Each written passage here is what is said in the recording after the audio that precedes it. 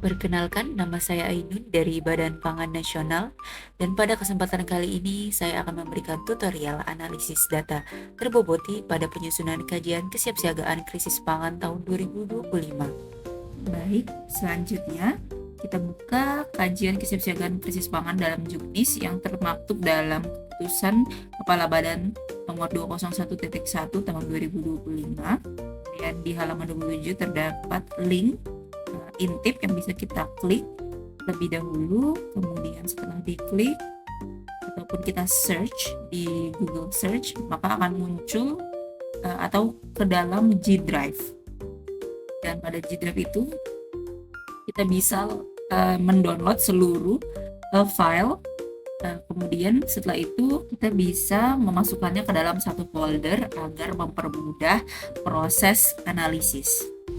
Selain mempermudah proses analisis, keterkaitan antara file 1, 2, 3, dan 4 dipergunakan untuk mengisi folder atau file 5. Sementara file 5 diisi untuk mengisi file 6. Baik, untuk komponen pertama ada kemungkinan kejadian dari beras dan kemungkinan risiko beras ya Bapak Ibu dan rekan-rekan, jadi bisa dapat dilihat. Baik, pertama-tama kita buka dulu file 1 atau beras, dan kita bisa lihat di sheetsnya ada dua kemungkinan kejadian dan dua kemungkinan dampak. Pertama-tama kita tulis terlebih dahulu di kemungkinan kejadian pertama provinsi.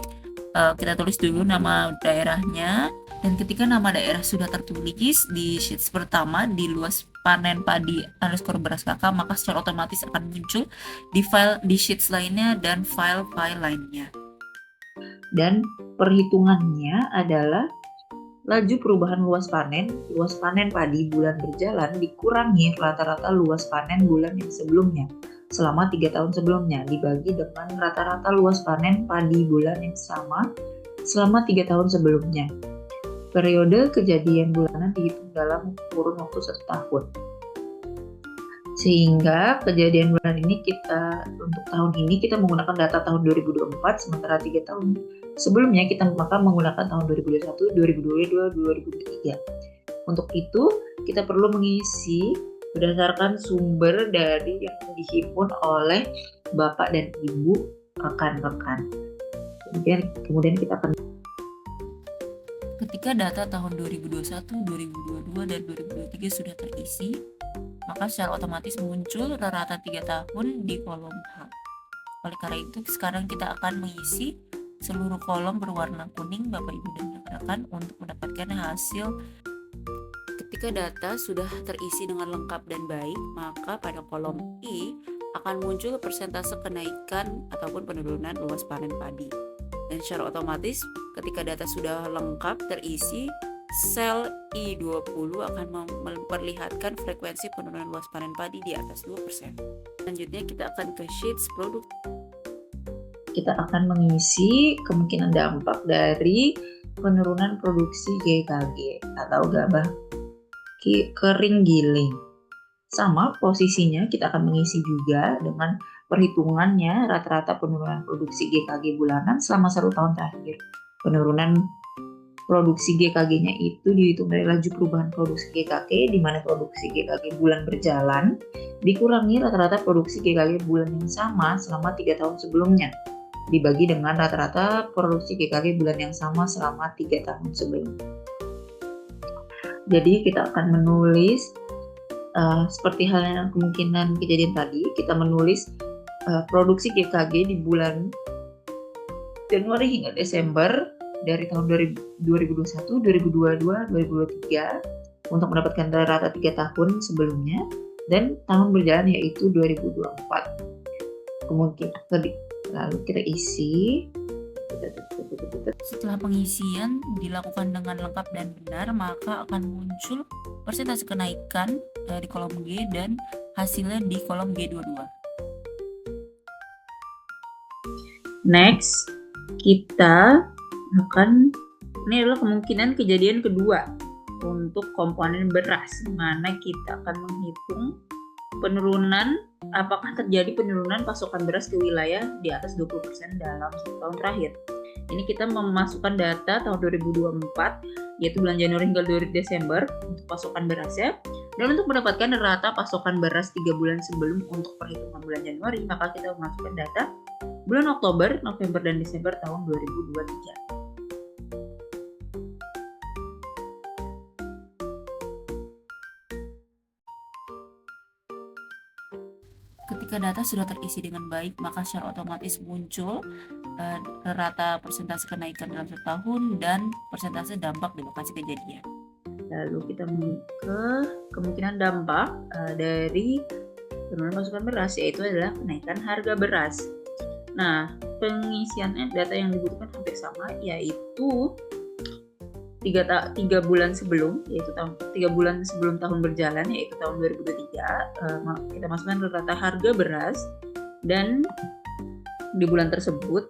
Sementara untuk tahun berjalannya kita akan menulis tahun 2024 dari bulan Januari hingga bulan Desember. Kemudian kita akan mendapatkan ratanya serta kenaikan penurunannya ketika semua data sudah masuk.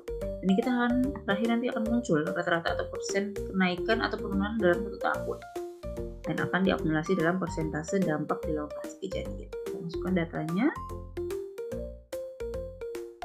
Hasilnya rata-rata harga 3 bulan sebelum sudah muncul ya ketika semua datanya sudah masuk, dan muncul kenaikannya, di mana pada bulan Februari ini kenaikannya di atas 10% ya.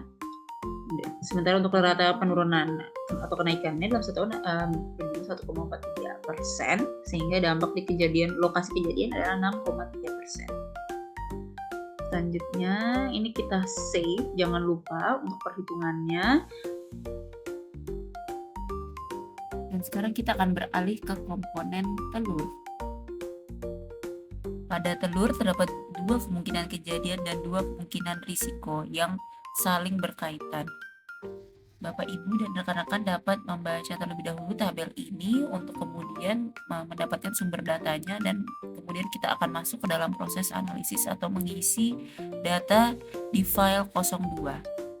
Baik, Bapak Ibu dapat dibuka, kemudian kita akan membaca bahwa kita membutuhkan data populasi ayam dengan satuan ekor 6 tahun, dari tahun 2019 hingga tahun 2024.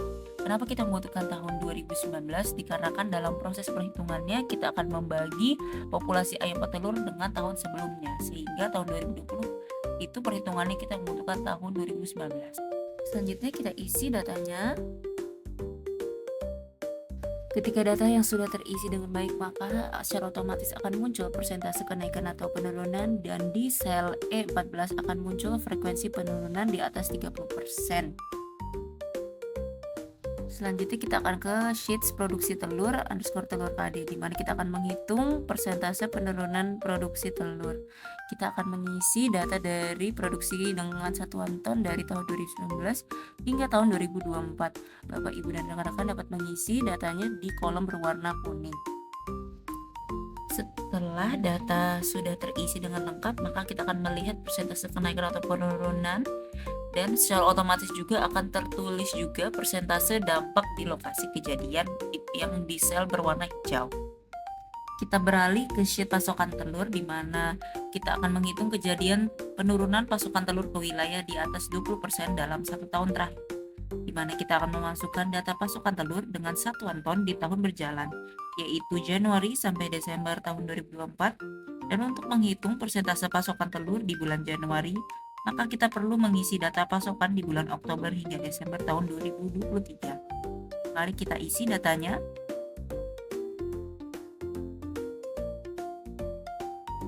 Ketika data sudah terlengkap terisi, kolom F akan menampakkan data pasokan 3 bulan sebelum, kolom G akan menampakkan persentase kenaikan atau penurunan pasokan telur, dan frekuensi penurunan di atas 20% terletak di sel G22. Beralih ke kemungkinan dampak persentase harga telur di sheets harga telur, Bapak, Ibu, dan rekan-rekan perlu memasukkan data rata-rata harga telur bulan di tahun berjalan, yaitu Januari hingga Desember tahun 2024, dan 3 bulan sebelum tahun 2024, Oktober hingga Desember tahun 2023. Baiklah Bapak, Ibu, dan rekan-rekan, mari kita isi datanya terlebih dahulu.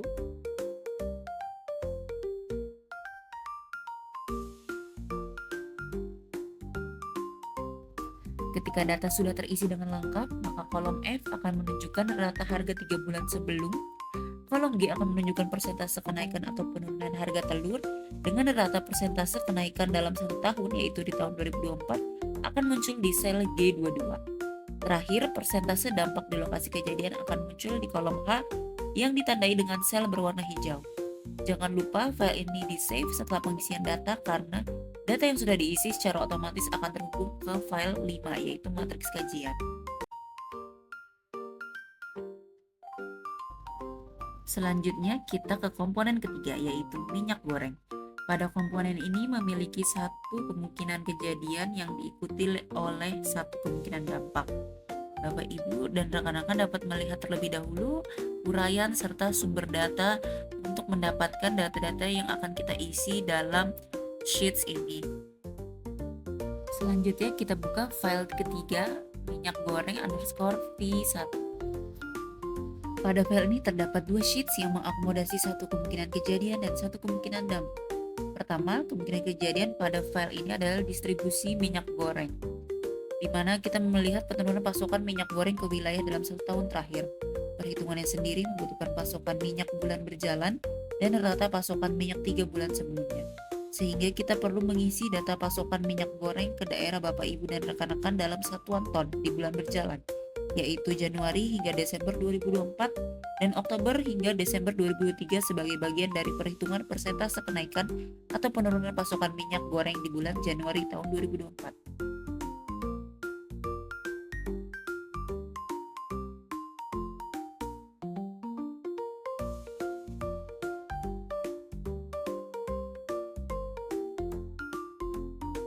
Ketika data pasokan minyak goreng sudah terisi dengan lengkap, maka kolom F akan memunculkan rata pasokan minyak goreng 3 bulan sebelum, kolom G akan memunculkan persentase kenaikan atau penurunan pasokan, dan frekuensi penurunan pasokan minyak goreng di atas 20% berada di sel G22 yang berwarna hijau. Kemungkinan kejadian penurunan pasokan minyak goreng diikuti oleh kemungkinan dampak di sheet selanjutnya, di mana kemungkinan dampaknya adalah kenaikan harga minyak goreng. Pada perhitungannya kita membutuhkan rata harga minyak goreng di daerah Bapak, Ibu, dan rekan-rekan di tahun berjalan, yaitu bulan Januari hingga Desember tahun 2024 dan Oktober hingga Desember tahun 2023 sebagai bagian dari perhitungan persentase kenaikan atau penurunan harga minyak goreng di bulan Januari tahun 2024. Mari kita isi terlebih dahulu datanya di kolom E atau yang sel berwarna kuning.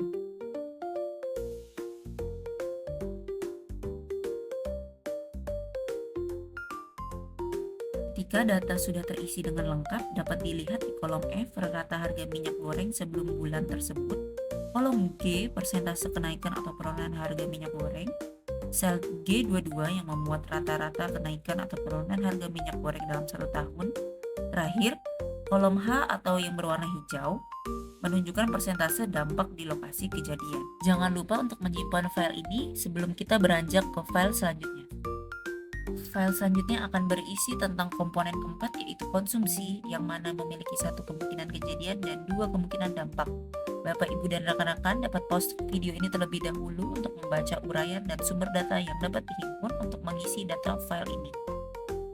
Setelah itu, kita buka file 4 konsumsi _V1 dan dapat dilihat file ini memiliki 3 sheets yang mengakumulasi satu kemungkinan kejadian dan 2 kemungkinan dampak.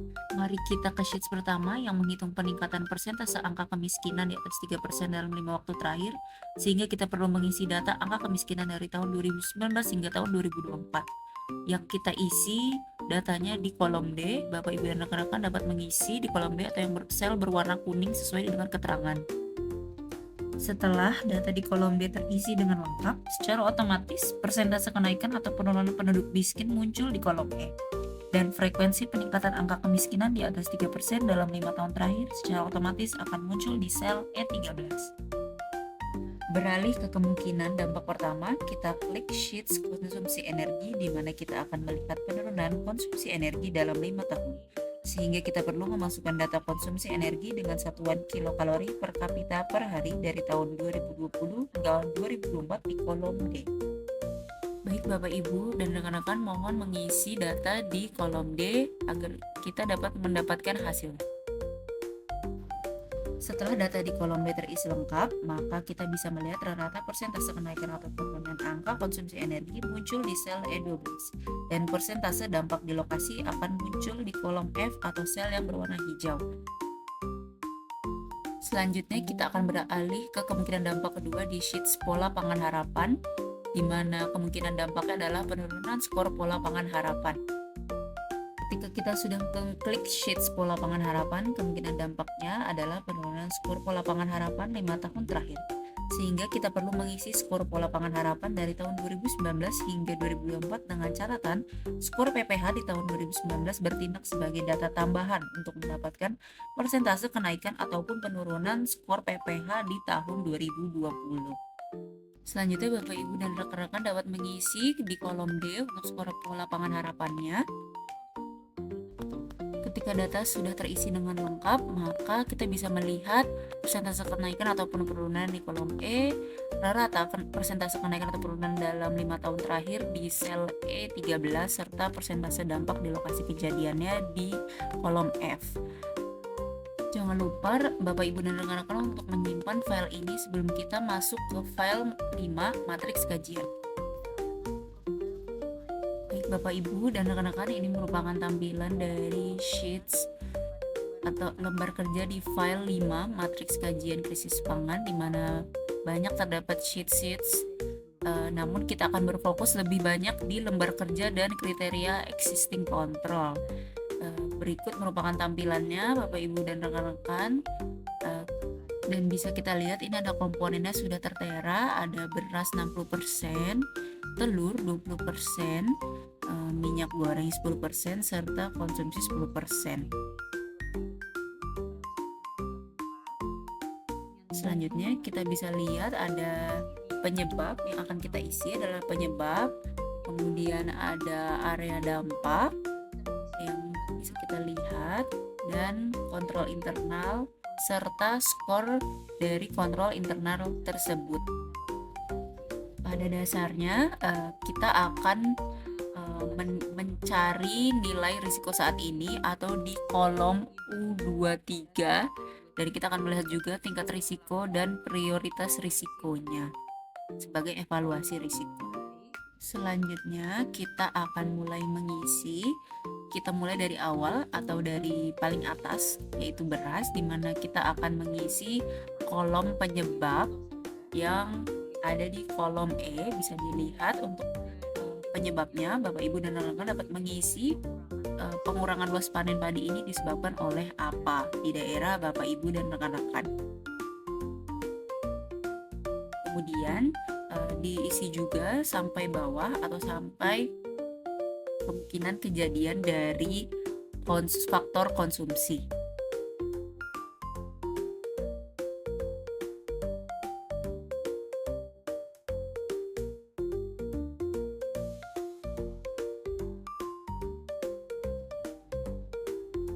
Ketika sudah terisi, maka bisa kita lihat ya, ini harus disesuaikan dengan kemungkinan kejadian. Misalnya minyak goreng, terjadi gangguan distribusi minyak goreng yang diindikasikan dari pasokan minyak, ini bisa disebabkan oleh pembatasan pasokan oleh distributor, aksi borong, maupun spekulan yang menjual dengan harga di atas ketentuan. Ketika kita sudah selesai mengisi di kolom penyebab, maka kita selanjutnya akan mengisi area dampak. Area dampak atau di kolom H ini sebenarnya sudah diberi contoh, namun jika area dampaknya lebih luas dibandingkan atau lebih kecil cakupannya dibandingkan yang ada di kolom atau yang tertulis, maka Bapak Ibu dan rekan-rekan dapat menambahkan ataupun menghapus area dampaknya.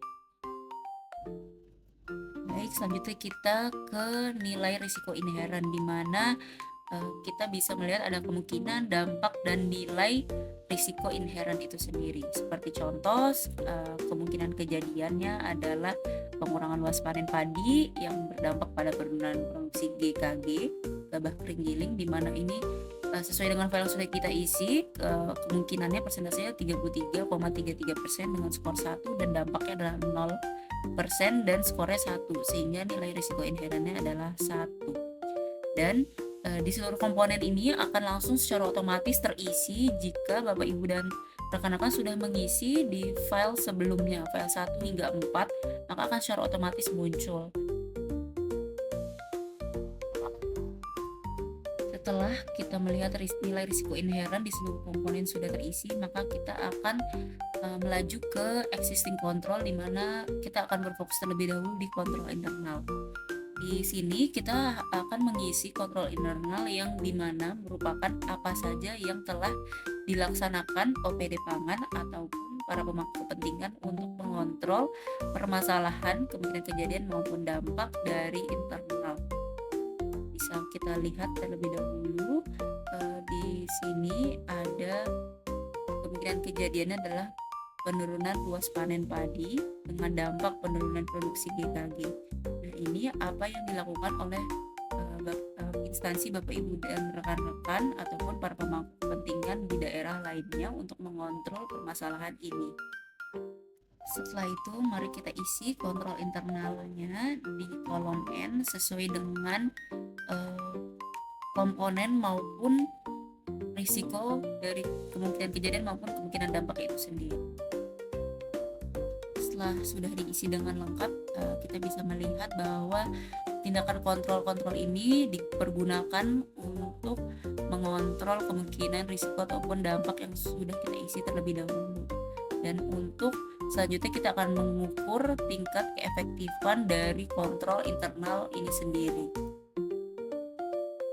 Selanjutnya setelah kita mengisi dari kontrol internal ini, kita akan mengisi tingkat keefektifan atau skor keefektifan, di mana kita harus memastikan bahwa kontrol internal yang dilakukan oleh Bapak Ibu dan rekan-rekan ini memang dilakukan untuk memitigasi kemungkinan kejadian ataupun dampaknya. Jadi apa yang kita hitung dalam skor keefektifan ini adalah kita melihat apakah si kontrol internal itu sudah dengan efektif atau tidak efektif untuk mencegah atau memitigasi risiko atau kejadian tadi. Kemudian bagaimana kita menghitung skornya itu sendiri, maka kita buka sheets kriteria existing control, di mana pada kriteria existing control ini terdapat 3 indikator untuk mengukur keefektifan kontrol risiko pada saat ini. Sebagai contoh, kita bisa lihat ke lembar kerja kembali. Mengisi, maka kita perlu mengetahui terlebih dahulu tindakan atau kontrol internalnya ini apakah sudah efektif untuk mengontrol kemungkinan kejadian atau dampak. Seperti kita bisa lihat di indikator A, apakah kontrol saat ini bersifat preventif untuk reduksi kemungkinan dan responsif untuk mereduksi dampak. Ada jawabannya, bisa diisi sesuai dengan yang sudah dilakukan. Kemudian ada indikator B, apakah kontrol saat ini dikoordinasikan dan tercatat secara formal. Kemudian kita tulis jawabannya. Dan ada indikator C, apakah kontrol saat ini sudah dilaksanakan dengan konsisten, dan kita tulis jawabnya sesuai yang terjadi di lapangan. Maka secara otomatis akan muncul di sel G15. Maka skornya adalah 0,45 di kolom P dalam baris yang penurunan luas panen padi di sheets lembar kerja. Tapi sebelum itu kita bisa melihat terlebih dahulu interpretasi dari deskripsinya keefektifannya. Nah, 0,45 ini menunjukkan sebagian efektif. Dan kita akan beralih ke sheets lembar kerja. Di kolom P ini bisa kita lihat untuk penurunan luas panen padi ada di P8. Dan ketika kita mengisi 0,45 tersebut seperti contoh, maka secara otomatis di kolom O akan muncul tingkat keefektifannya kontrol internal tersebut. Jika skor pada kolom P terisi, maka secara otomatis akan muncul persentase kemungkinan di kolom Q, sehingga secara otomatis pula terlihat tingkat risiko di kolom V dan prioritas risiko di kolom W. Nah, sekarang saatnya Bapak Ibu dan rekan-rekan mengisi satu persatu skor keefektifan kontrol internal per kemungkinan kejadian. Setelah terisi semua skornya, maka kita bisa melihat di bawah bahwa tingkat risiko dan prioritas risikonya satu persatu. Kemudian yang bisa kita lihat secara akhir adalah nilai risikonya. Nilai risikonya di kolom U23 itu 1 dengan tingkat risiko rendah dan prioritas risikonya 3. Kita bisa menyimpan file ini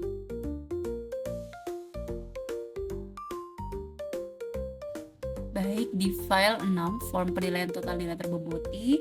Kita akan mengakumulasikan seluruh penilaian yang dimulai dari persentase wilayah rentan, skor IRBI tahun 2024 dari Badan Nasional Penanggulangan Bencana, dan nilai risiko pangan yang sudah kita isi di file kelima tadi. Dan nilai tersebut seluruhnya akan masuk. Ketika sudah masuk, maka total nilainya akan secara otomatis muncul di kolom M dan kategorinya akan muncul di kolom N. Kita baca terlebih dahulu keterangannya. Ketika sudah, Bapak Ibu dan rekan-rekan mohon untuk menuliskan nama provinsi ataupun dan nama kabupaten kota. Bapak. Dan di sini kita akan menuliskan di kolom D jumlah desa ataupun kelurahannya.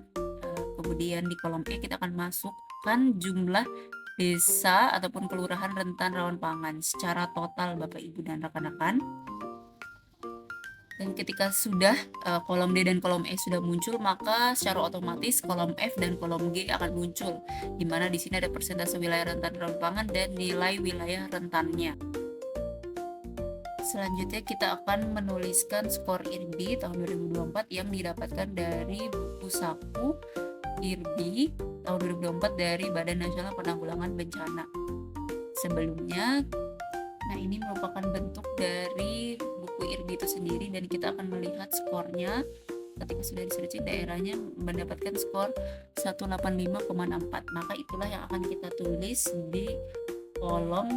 Lalu secara otomatis muncul kategorinya, yaitu tinggi, dan nilai IRBI-nya 3. Kemudian kita akan memasukkan nilai risiko krisis pangan dari sel U23 di file 5, matris kajian krisis pangan. Ini tertulis 1, maka kita tulis 1 di sini, di L2.